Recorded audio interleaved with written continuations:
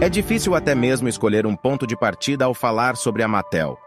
Todos nós os conhecemos por ser a empresa responsável pela boneca Barbie, juntamente com dezenas de outros brinquedos e jogos populares nos últimos 70 anos. O que eu gostaria de focar hoje é uma parte menos conhecida e escandalosa de sua história. Acredite se quiser, envolvendo os fundadores. Vamos voltar ao início.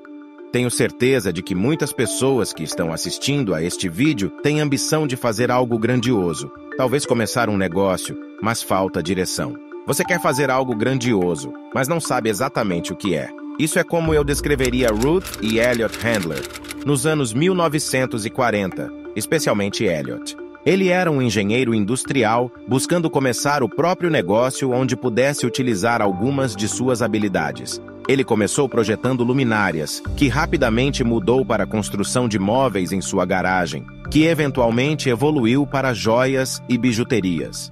Esse último negócio até teve certo sucesso. Ele trouxe alguns sócios para levantar capital, mas logo começou a brigar com ele sobre a direção do negócio e acabou vendendo sua parte, o que significa que, após tudo isso, ele estava de volta ao ponto de partida. Então, ele iniciou um novo negócio, desta vez com sua esposa Ruth e um amigo de seu antigo emprego chamado Harold Mattson. Para nomear a empresa, eles simplesmente combinaram o nome Mattson com o nome Elliot, resultando em Mattel. Ironicamente, Harold Mattson vendeu sua parte do negócio logo no início, tornando-se rapidamente um negócio de marido e mulher. Mas mesmo assim, esses dois ainda não tinham uma direção clara. A Mattel começou, na verdade, fabricando molduras de quadros.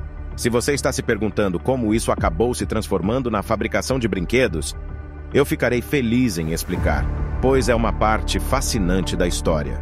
Um dos fracassos anteriores de Elliot, o negócio de móveis, tornou-se relevante quando ele teve a ideia de usar o material que sobrou das molduras para construir móveis de bonecas em miniatura. Essa é uma lição que devemos aprender. Se falhamos em algo, ou se não sai como planejamos, não devemos nos sentir tão mal, porque o que aprendemos na tentativa pode ser útil de maneiras que nem imaginamos no momento. A Mattel talvez nunca tivesse chegado a lugar algum se não fosse por esse negócio fracassado de móveis. Essas pequenas cadeiras não foram a chave para o sucesso, mas chamaram a atenção para a indústria. Isso ocorreu na segunda metade dos anos 1940, quando o Baby Boom tinha acabado de começar, e havia milhões de crianças pequenas correndo por aí. Considerando que tudo aconteceu rapidamente logo após a guerra, a oferta de brinquedos ainda não havia acompanhado a demanda. Quando a demanda é maior que a oferta, pode ser uma boa oportunidade.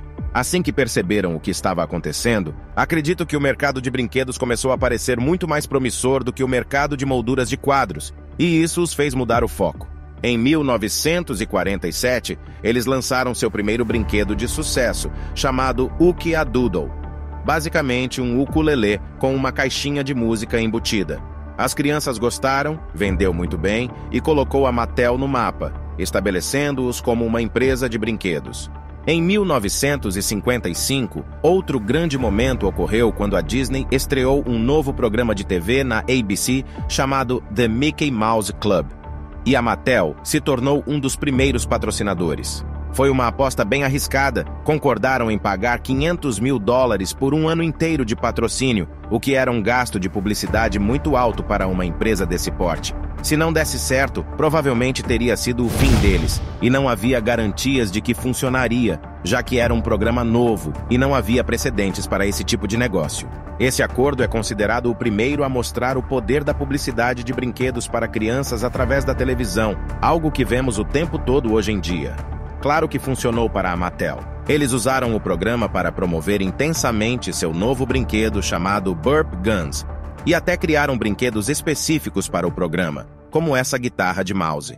Eles continuaram com mais um grande lançamento que acabou sendo possivelmente o brinquedo mais vendido de todos os tempos, a boneca Barbie. Não vou falar muito sobre isso aqui, pois facilmente poderia dominar o vídeo inteiro, mas devo dizer que foi realmente um esforço de família. Ruth percebeu como sua filha adorava brincar com bonecas bidimensionais recortadas em papel e teve a ideia de criar algo semelhante, mas em 3 dimensões. Eles deram o nome da boneca em homenagem à filha que a inspirou e a lançaram em 1959, obtendo um sucesso instantâneo. É interessante notar que 2 anos depois, lançaram o boneco Ken, batizado em homenagem ao filho. Enfim, você entende a ideia. Eles se tornaram gigantes do ramo de brinquedos, explorando um mercado pouco atendido, projetando e fabricando brinquedos que envolviam e atraíam as crianças, arriscando-se em ações de marketing ousadas e repetindo tudo isso diversas vezes. Após o sucesso da Barbie, a empresa se tornou pública em 1960 e continuou crescendo ao longo da década, lançando inúmeros brinquedos clássicos, como a boneca Chatty Cathy, a primeira boneca falante do mundo em 1960, e os carrinhos Hot Wheels em 1968. Durante a década seguinte, eles começaram a adquirir várias outras empresas, sendo a mais notável a compra do circo Ringling Brothers Barnum and Bailey em 1971. Tudo parecia ser divertido e honesto até esse ponto, o que torna a revelação do escândalo ainda mais surpreendente. Em 1971, quando a Mattel já era a maior empresa de brinquedos do mercado, eles começaram a mentir em seus relatórios financeiros. Isso é uma séria infração. É basicamente enganar todos os investidores, fazendo a empresa parecer melhor do que realmente era. O que aconteceu foi o seguinte: um dos locais de produção deles foi destruído por um incêndio e, na mesma época, havia uma greve que afetou o fornecimento de materiais. A combinação desses dois eventos foi devastadora para a empresa e tornou impossível atender a muitos de seus pedidos. As pessoas queriam suas bonecas Barbie e Hot Wheels, mas nessas circunstâncias, eles simplesmente não conseguiam entregá-las. Foi nesse momento que a fraude aconteceu. Em vez de simplesmente admitirem isso aos investidores, eles mentiram para eles e basicamente disseram que haviam atendido a todos os pedidos, relatando pedidos de compra não atendidos como vendas. Não há desculpa para isso. Em 1971 e 1972, os números de vendas que mostraram em seus relatórios arquivados na SEC eram todos falsos. Por exemplo, somente em 1971, a SEC acusou que suas vendas foram infladas em 14 milhões de dólares. Houve outros aspectos da fraude também, mas esse foi o mais significativo. Parece que o CFO, o diretor financeiro chamado Seymour Rosenberg, era o principal responsável por essa fraude, mas Ruth Handler também era responsável, remontando ao negócio anterior de Elliott. Ela sempre esteve envolvida na área de vendas e finanças das empresas. Não sei se ela sabia o que estava acontecendo. No mínimo, ela foi negligente ou, talvez tenha escolhido conscientemente ignorar a situação. Ela se declarou culpada Fake Netting! junto com o CFO, e ambos foram condenados a pagar 57 mil dólares, além de 41 anos de prisão.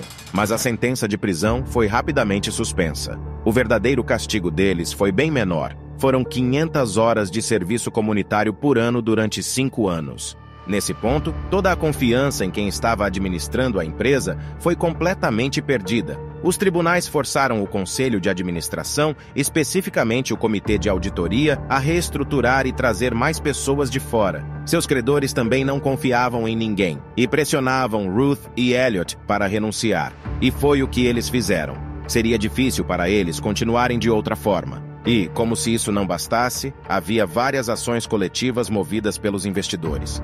Lembra de como todos eles foram enganados ao investirem na Mattel depois que as notícias da fraude e dos lucros exagerados vieram à tona?